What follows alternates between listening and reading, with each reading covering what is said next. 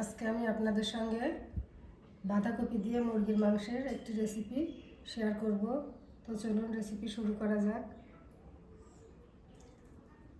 রান্নার জন্য চুলা একটা কড়াই বসিয়ে দিয়েছি। এখন আমি সরিষার তেল দিয়ে দিচ্ছি। তেল গরম হয়ে গেছে। এখন আমি থেতো করা রসুন দিয়ে দেব। দিয়ে রসুনটা ভেজে নেব। রসুনটা ভেজে নিয়েছি। এখন আমি কেটে রাখা পেঁয়াজ কুচি দিয়ে দিচ্ছি। রসুনের সঙ্গে পেঁয়াজটা ভালোভাবে ভেজে নেব।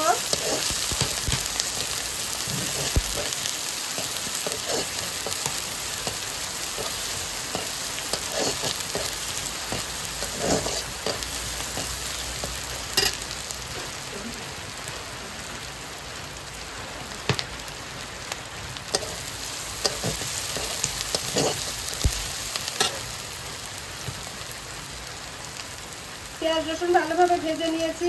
এখন আদা বাটা দিয়ে দেব। পেঁয়াজ রসুনের সঙ্গে আদাটাও ভালোভাবে ভেজে নেব, যত সময় কাঁচা গন্ধ চলে না যায়।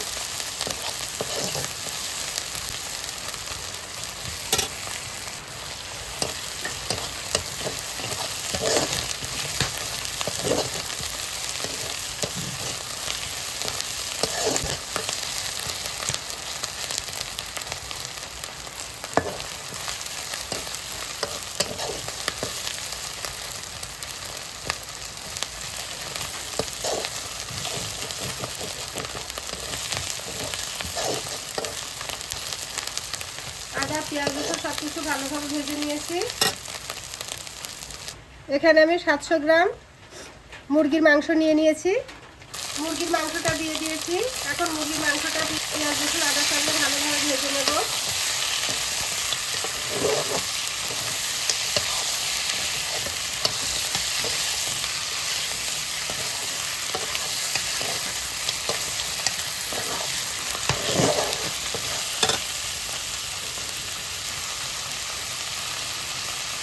এখন লবণ দিয়ে দিচ্ছি।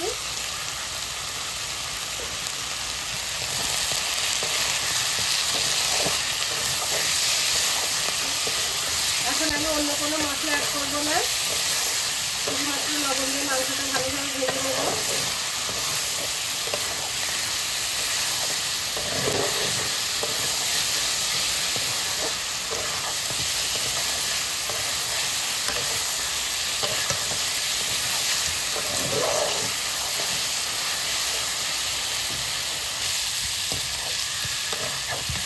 মাংসটা খুব ভালোভাবে ভেজে নিয়েছি।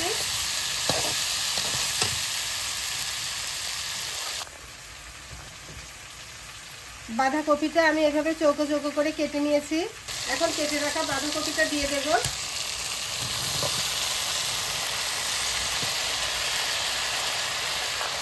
বাঁধাকপিটা মাংসের সঙ্গে ভালোভাবে ভেজে নেব।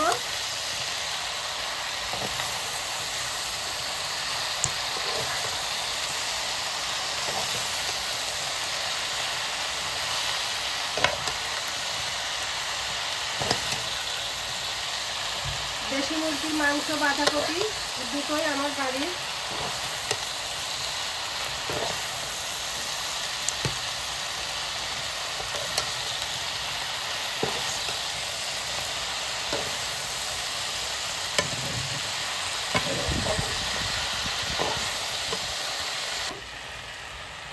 বাঁধাকপিটা এগুলো সময় নিয়ে ভেজে নিতে হবে।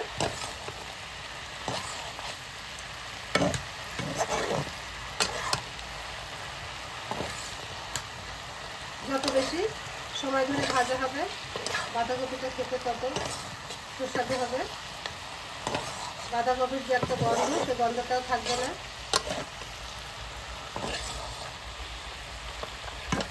বাঁধাকপিটা ভালোভাবে ভেজে নিয়েছি। বাঁধাকপিটা এভাবে আমি খুন্তি দিয়ে চাপ দিলেই কেটে যাচ্ছে, তার মানে বাঁধাকপিটা ভালোভাবে ভাজা হয়েছে।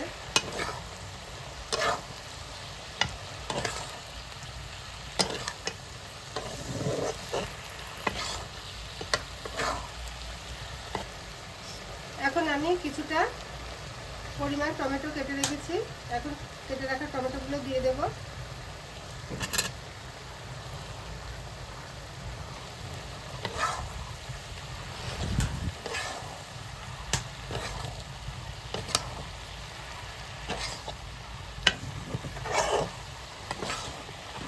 আপনারা কে কে এভাবে মাংস দিয়ে বাঁধাকপি রান্না করে খেয়েছেন আমাকে কমেন্টে জানাবেন।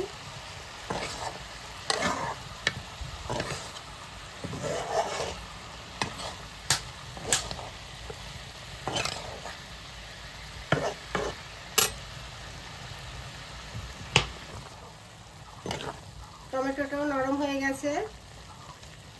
এখনো আমি কোনো রকম মশলা ব্যবহার করিনি। এখন আমি একে একে সব মশলাগুলো ব্যবহার করব।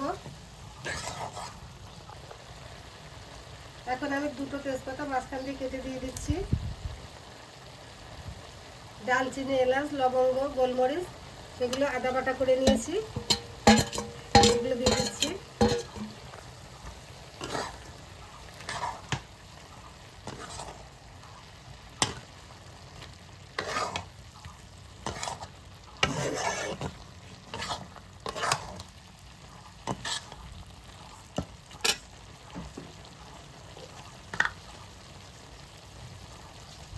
এখন হলুদের গুঁড়া দিয়ে দেব,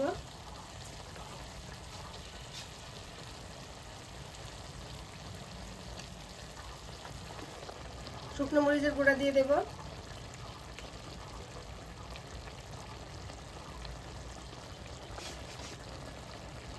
জিরে গুঁড়া,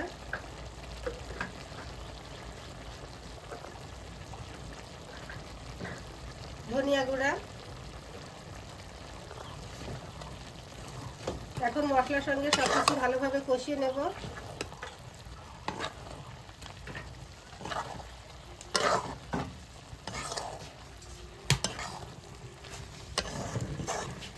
টমেটো থেকে অনেকটা পরিমাণ পানি ছেড়েছে।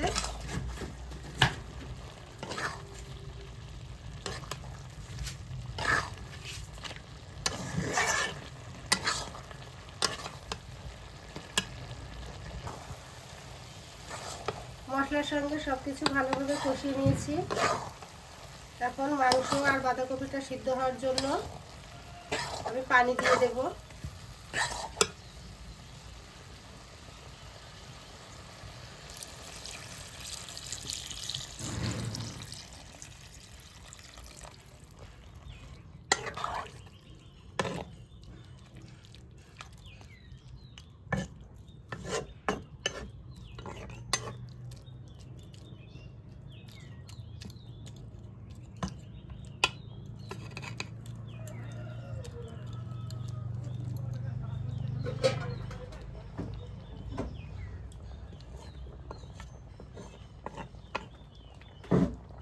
এখন পানিটা শুকানো পর্যন্ত আমি ঢাকা দিয়ে রান্না করে নেব।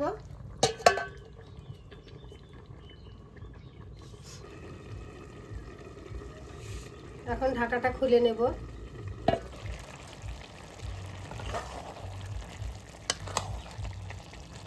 ঝোল শুকিয়ে গেছে, রান্নাটা ঠিক এরকম মাখা মাখা হবে।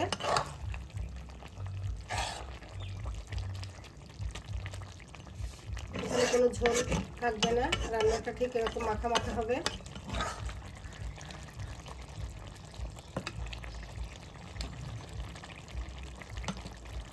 এখন আমি রান্নাটা নামিয়ে নেব।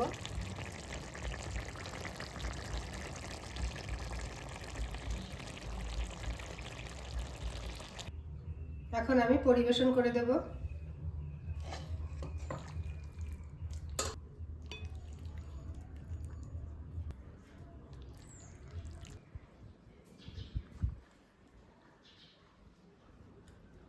আশা করি আজকের ভিডিওটি আপনাদের কাছে ভালো লেগেছে।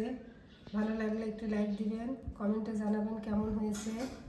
আর এরকম নতুন নতুন ভিডিও পেতে আমার চ্যানেলটি সাবস্ক্রাইব করে পাশেই থাকবেন।